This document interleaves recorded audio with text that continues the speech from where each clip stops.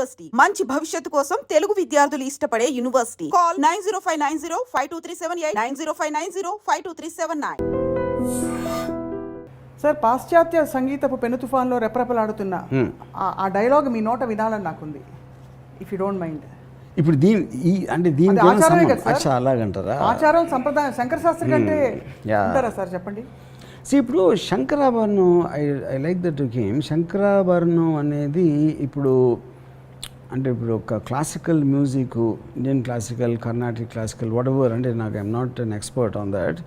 కానీ ఆ టైంలో మేము వేటగాడు, అడవి రాముడు, డ్రైవర్ రాముడు సినిమాలు చూసే టైంలో శంకరాభరణం వచ్చి శంకర అని అలాంటి పాటలు అండ్ టోటల్ అంత ట్రెడిషనల్గా శంకర శాస్త్రి గారి లుక్ కానీ, మంజు భార్గవ్ గారి లుక్ కానీ, ఇది అంటే it is that was like a stunner for everyone. నేను ఒక్కనే కాదు, ఇట్ ఈస్ మేము స్టూడెంట్గా ఉన్నప్పుడు I can still understand.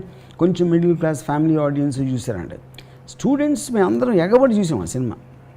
And that is a classic example of tradition. ఆచారానికి మరో పేరు అంటే Sankarabharanam. Everything in that you know.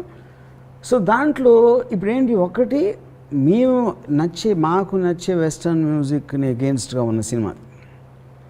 మనది ఏమాత్రం తక్కువ లేదు, మన సంగీతం కూడా దానికన్నా ఎక్కువే కానీ తక్కువ కాదు అని చెప్పడానికి ఎవరికి చెప్తున్నారు? వెస్టర్న్ మ్యూజిక్ ఇష్టపడే వాళ్ళు చెప్తున్నారు. అసలు మన మ్యూజిక్ మర్చిపోయి కంప్లీట్గా వెస్టర్న్కి షిఫ్ట్ అయిన వాళ్ళ ఆడియన్స్గా పెట్టుకుని వీళ్ళు రివర్స్ లాజిక్లో దే మేనేజ్ టు ప్రూవ్. కానీ maybe it didn't sustain. Maybe Vishwanath garu తీసినప్పుడు సప్తపది లాంటి ఒక 5-6 సినిమాలు వచ్చి మళ్ళీ స్లోగా వెనక్కి వెళ్ళిపోయింది. ఆఫ్టర్ దట్ రీసెంట్ టైమ్స్లో at least I don't remember hearing anything like that you know. So దాంట్లో నాకు చాలా ఫేవరెట్ మూమెంట్ మొత్తం ఫిలింలో. ఇప్పుడు ఫిలిం కాంటెక్స్లో ఒక ఎంతో వెలుగులో ఉన్న ఒక వ్యక్తి ఏదో కారణాల వలన ఈ వెస్టర్న్ మ్యూజిక్ ఇన్ఫ్లుయెన్స్ కిందకు వచ్చి మళ్ళీ ఆ వెలుగులోకి తీసుకురావడానికి ఒక శిష్యురాలు దాన్ని ట్రై చేసినప్పుడు దానికి ఉన్న ఒక కృతజ్ఞతతో అది చేసినందుకు ఆ వ్యక్తికి, అది నాకు ఎంత నచ్చిందంటే, పాశ్చాత్య సంగీతపు పెను తుఫానుకు రెపరెపలాడుతున్న సాంప్రదాయ భారతీయ సంగీత జ్యోతిని ఒక కాపు కాయటానికి తన చేతులు అడ్డుపెట్టిన మహామనిషికి శిరస్సు వంచి పాదాభివందనం చేస్తున్నాను. మనిషి నిలువెత్తున ధనం సంపాదించినప్పటికీ దొరకునా ఇటువంటి సేవ, అది that for me is brilliance. నాకు ఇంకోటి ఫైనల్గా శంకర శాస్త్రి గారికి తెలుస్తుంది మంజు భార్గవ్ గారు చేశారు ఇదంతా, ఎవరు చేశారని తెలిసినప్పుడు జస్ట్ ఒక ఎక్నాలెడ్జ్మెంట్. అంటే అంతగానో సటిల్ రియాక్షన్ ఇవ్వలేదు. I think that is Vishwanath garu ఎన్నో సినిమాలు తీశారు, but that is one of the greatest influencers of my career as a filmmaker. అప్పుడేంటి, ట్రెడిషన్ నుంచి కూడా నేర్చుకున్నట్టే కదా.